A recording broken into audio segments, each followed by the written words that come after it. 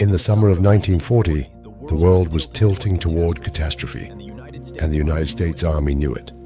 France had fallen in 6 weeks, its roads clogged with refugees and abandoned equipment.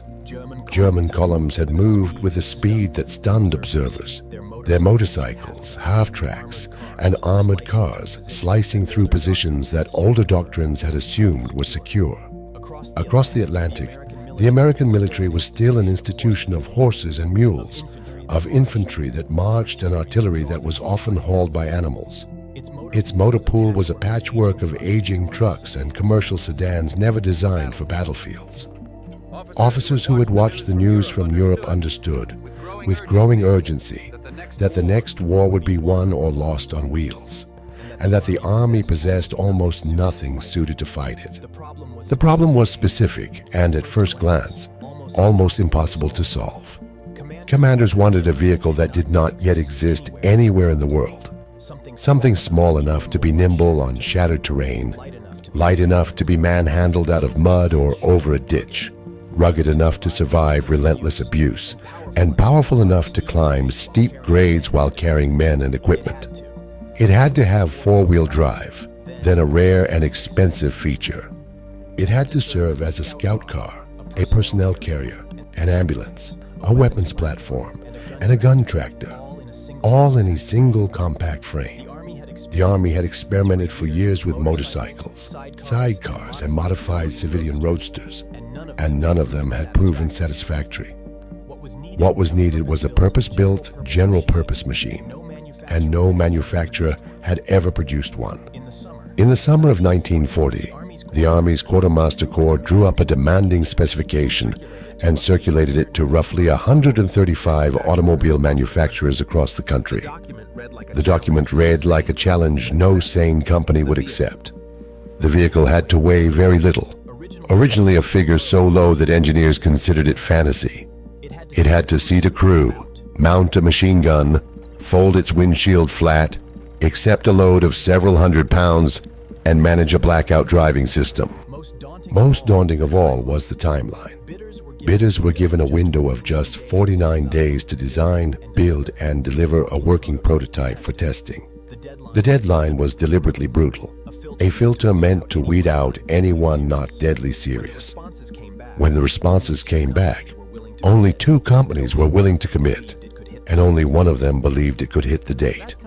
That company was the American Bantam Car Company of Butler, Pennsylvania, a small and financially fragile firm that built tiny, economical cars under license from a British design. Bantam was nearly bankrupt, with a skeleton workforce and idle machinery, but its leadership saw the Army contract as a last chance at survival. What Bantam lacked was an engineering staff capable of drawing a vehicle from scratch in days. So the company turned to a freelance engineer named Karl Probst, a talented Detroit designer who agreed, initially without the promise of pay, to take on the job. Working with astonishing speed, Probst laid out a complete set of plans in a matter of days, calculating loads, drivetrain layout, and dimensions almost entirely on paper before a single part was cut. His design leaned on off-the-shelf components wherever possible, a practical necessity given the clock. Bantam's crews assembled the prototype by hand in a frantic rush, machining and fitting parts as the drawings were still being finalized. The little vehicle was completed just in time and driven to Camp Holabird in Maryland, where Army testers waited. On September 23, 1940, the hand-built Bantam prototype, later affectionately remembered as Old Number 1, arrived for evaluation. It was a spare, purposeful machine, low and open, with a simple body and a stubby profile. Testers put it through punishing trials across mud, sand, and steep slopes, and although it revealed weaknesses under the strain, it proved the concept beyond doubt. A vehicle this small could go almost anywhere, do almost anything, and the Army was convinced that the general-purpose scout car it had imagined could actually be built. But Bantam's triumph carried the seeds of its own misfortune. The Army doubted that a tiny, cash-starved company could ever mass-produce the vehicle in the numbers a world war would demand. To ensure adequate supply and to spur competition, the Quartermaster Corps shared Bantam's design data with two far larger manufacturers, Willys Overland and Ford, inviting them to build their own prototypes against the same specification. It was a decision that would haunt Bantam, for the firm that had done the pioneering work now watched its blueprint pass to rivals with far deeper resources. Willys Overland answered with a prototype it called the Quad, a name nodding to its four-wheel drive. Its decisive advantage lay under the hood. Willys' chief engineer, Delmar Barney Roos, had spent years refining a four-cylinder engine that became known as the Go Devil. Displacing roughly 2 liters, it produced around 60 horsepower, considerably more than the engines in the Bantam or the early Ford, and it delivered that power with the stamina to survive sustained military use. The Go Devil gave the Willys machine muscle for climbing, towing, and hauling that its competitors initially struggled to match, and it would prove to be the single most important mechanical reason Willys eventually dominated the program. Ford, meanwhile, produced its own version, nicknamed the Pygmy, drawing on the company's unrivaled expertise in mass production. Ford's prototype was rugged and well-made, and while its early engine was less powerful than the Go Devil, the company's genius lay in manufacturing at enormous scale. Each of the three vehicles had strengths, and Army testers subjected all of them to grueling comparative trials. One persistent battle was overweight. The original specification had demanded a vehicle so light that no design could meet it while remaining durable. And after hard negotiation, the Army raised the limit to a more realistic figure. Willys, in particular, struggled to trim its heavier, stronger vehicle down to an acceptable curb weight, stripping away every ounce that engineers could spare. Out of this three-way competition emerged a standardized design that borrowed the best features of each entrant. The Army ultimately selected the Willys as the primary patent, chiefly for its powerful engine, and this standardized vehicle entered production as the Willys MB. Because demand would far outstrip what one company could supply, Ford was contracted to build an essentially identical vehicle to the same specifications, designated the Ford GPW. The two were built to interchangeable standards, so that parts from one would fit the other, a crucial advantage for battlefield maintenance. The finished machine rode on a wheelbase of about 80 inches, weighed somewhere in the vicinity of 2,300 to 2,450 pounds, and combined four-wheel drive, a folding windshield, and a flat utilitarian body. It could carry a small squad of troops, tow an anti-tank gun or a trailer, ford shallow water, and mount a machine gun above the cowl. Even in mass production, small distinctions lingered between the makers, and one of them became a quiet signature of Ford's contribution. Ford developed a flat, stamped steel grille with slots pressed into a single sheet, a design cheaper and faster to produce than the welded bars used earlier. It proved so practical that it was adopted across the standardized vehicles, and that simple slotted grille became one of the most recognizable faces of the entire war. It was a small reminder that the finished Jeep was not the work of one company but a composite, forged from Bantam's original vision, Willys' engine, and Ford's industrial might. The vehicle that resulted became one of the defining tools of the Allied war effort. Across the conflict, well over 600,000 were built by Willys and Ford combined, pouring out of American factories and shipping to every theater of the war.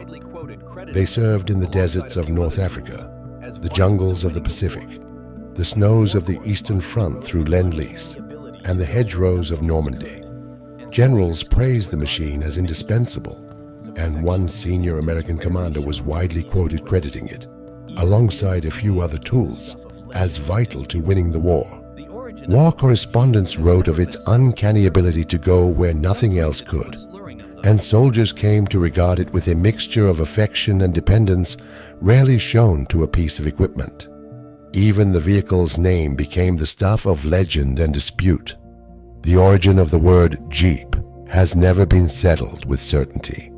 Some trace it to a slurring of the letters GP, others to army slang for untested equipment, and still others to a magical creature from a popular comic strip of the era. Whatever its true source, the name stuck to the little vehicle so firmly that it eventually became a household word and later a registered trademark. Yet the company that had started it all did not share in the glory. American Bantam, judged too small to mass produce the design it had pioneered, was largely squeezed out of Jeep production. It was instead relegated to building trailers that the Jeeps towed behind them, a modest consolation for the firm whose engineer had drawn the first plans. Bantam did not vanish overnight. Before it was eased aside, the company built roughly 2,600 examples of its own refined design, the BRC-40, many of which were shipped to Britain and to the Soviet Union under the Lend-Lease program, where they served on fronts far from the Pennsylvania town that had made them. The standardized Jeep that followed proved astonishingly adaptable in the field. Weighing around 2,450 pounds and capable of nearly 65 miles an hour on a good road, it was pressed into every conceivable role. Fitted with brackets, it carried wounded men on litters as a frontline ambulance. Mounted with a machine gun, it became a light raiding vehicle. It laid telephone wire, hauled supplies, carried radios, broke paths through snow, and on occasion was fitted with flanged wheels to run along railway tracks. The American war correspondent Ernie Pyle, who spent the war among ordinary soldiers, wrote of the Jeep with unabashed admiration, ranking it among the tools he considered most precious to the men who fought. The legacy of that frantic wartime project outlived the war by generations. When peace returned, Willys marketed civilian versions of the vehicle to farmers, ranchers, and adventurers, and the Jeep name endured to become one of the most storied brands in automotive history. The compact four-wheel drive Scout car it introduced became the ancestor of countless military light vehicles that followed, from post-war successes to the utility trucks of later decades, each tracing its lineage back to that hand-built prototype of 1940. Surviving examples of the wartime Jeeps, including a handful of the earliest Bantam and prototype machines, are preserved today in museums and private collections, restored and cherished by enthusiasts who understand what they represent. They stand as monuments to an improbable achievement, a vehicle conceived in desperation, drawn in days, built against an impossible deadline, and destined to carry armies across a world at war.